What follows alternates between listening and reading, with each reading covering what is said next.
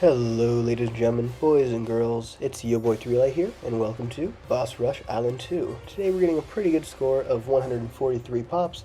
However, I do think I'll be doing a rerun in a couple of days, and really trying to see how far I can push this island, as it is pretty fun and can definitely be pushed a lot further. We're going to be starting off with Ben as our hero, and a 1-2-0 wall of fire on strong targeting, and set the wall of fire exactly where I set it. Doesn't have to be exact, you just want it to be touching the boss. Quickly upgrade it to a 1-3-0 and place down Benjamin, your hero. We're going to be putting down 3 of these guys with the exact same 1-3-0 cross path, so just do it as soon as you possibly can, and make sure to be setting the wall of fire and targeting. I accidentally upgraded the third one to a 2-3-0, however that is purely accidental and not needed at all. This video is 143 pops, however you can very easily get just 120 without having to do any boat farming. So you're going to see me do a lot of boat farming here.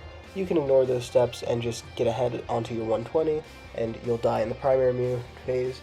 But you know, that's also a very good score, and it's a lot less work, so kind of pick and choose how you want to.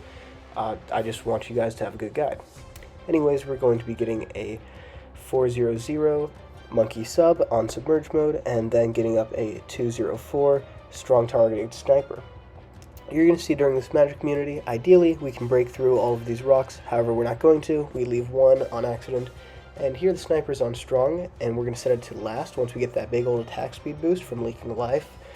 This is a pretty advanced strat, again not really needed if you're just doing 120, pretty not needed if you want a high score either, but pretty much all we do is set it to last targeting and then set to strong after we get the attack speed boost, and we'll get another attack speed boost later.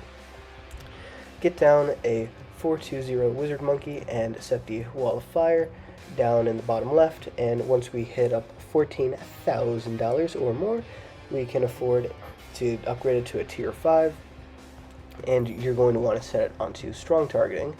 But here I'm doing some boat farming first, just getting up to a trade empire because, well, the AI is not really distracting the wizard too much right now, and I'd rather get up my farming as soon as possible. Once we get down to tier 5 farm, we're going to be spamming down these tier 3s as soon as we can. Alright, if maybe you're a little bit slower in terms of micro than me, don't worry about it. Upgrade them to tier 4 if you can afford it. However, you can see here that every time I make the tier 3 upgrade, I can't afford the tier 4 upgrade, which means that it is absolutely a-okay to go for the next boat instead of just upgrading. It is more efficient that way, so it is pretty much better. Anyways, you can see here we're upgrading them all to flavored trades next, which is a very powerful upgrade here. Pretty much triples their income, and they're going to be making a lot of money in this video, which is very lovely. We're going to be going all the way to a Ninja Paragon, of course, and we're going to be even keeping around our Dart Paragon, which is why we need to farm so much. The next thing we'll be getting up is the Jizzer, and that is just, of course, to destroy the balloon insides, and it'll help out with our mad ability once we get the mad, but first we gotta break through this immune to military layer. We target the flame around now to kind of the center area. That'll help out later when we're taking out the final rock balloons of the military immune phase. That is a very important thing to watch out for, of course, so you're going to see what I do here is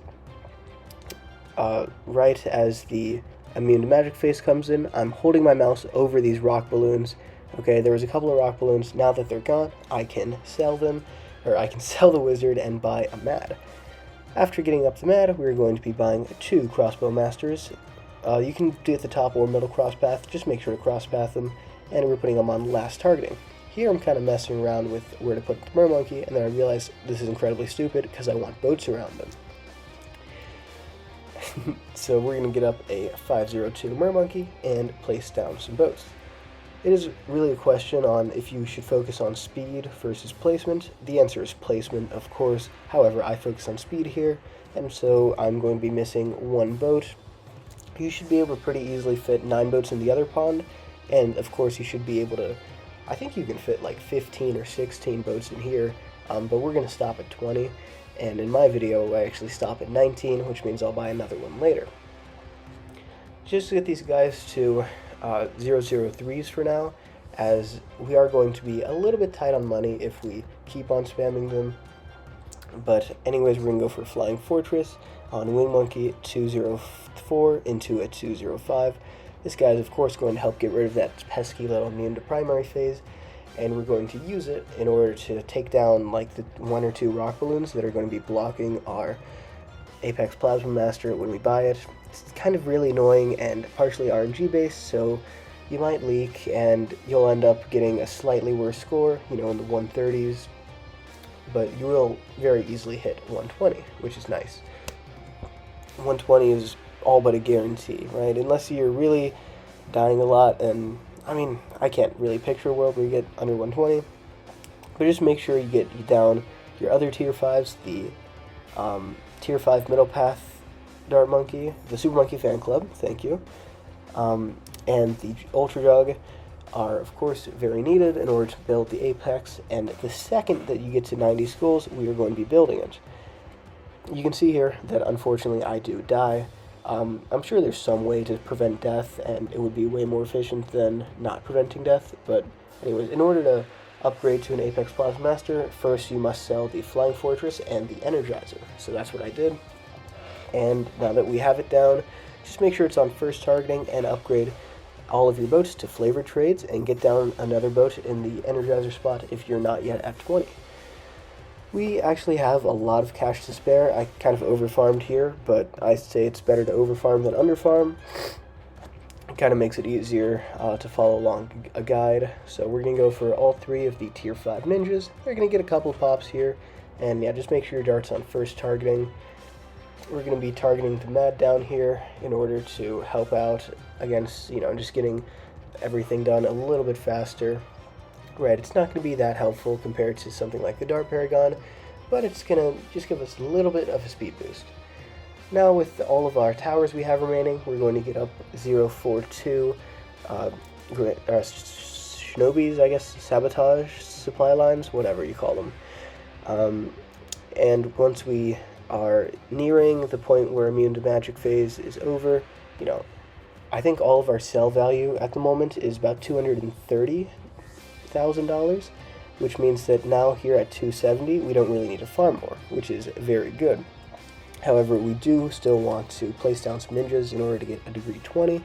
If you're on mobile, you got slower micro than me, you can just go buy the Ascended Shadow now and sacrifice money to it.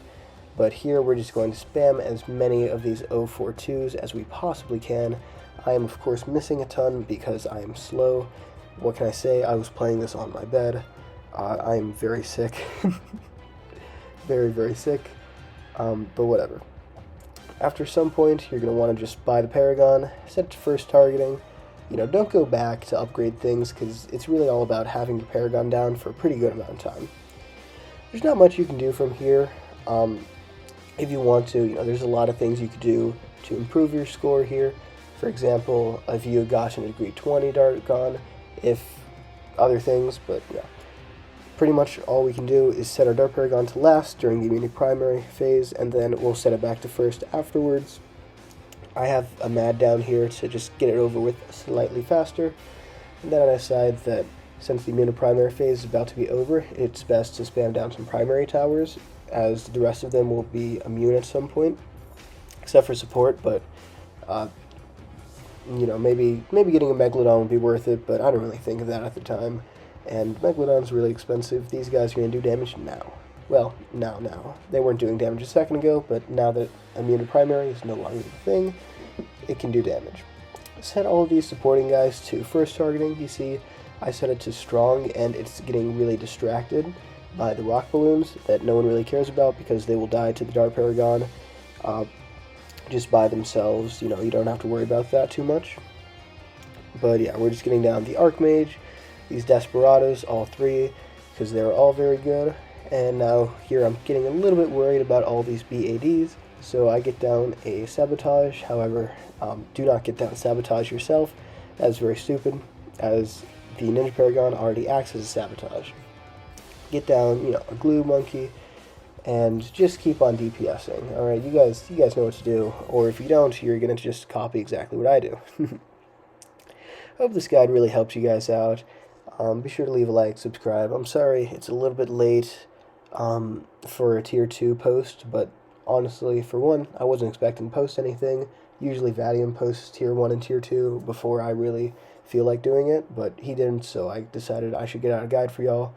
And I'm also quite sick and doing all my homework online, which is not cool, and I've been sleeping like 12 hours a day. Anyways, leave a like, subscribe. I'll see y'all next time. Peace.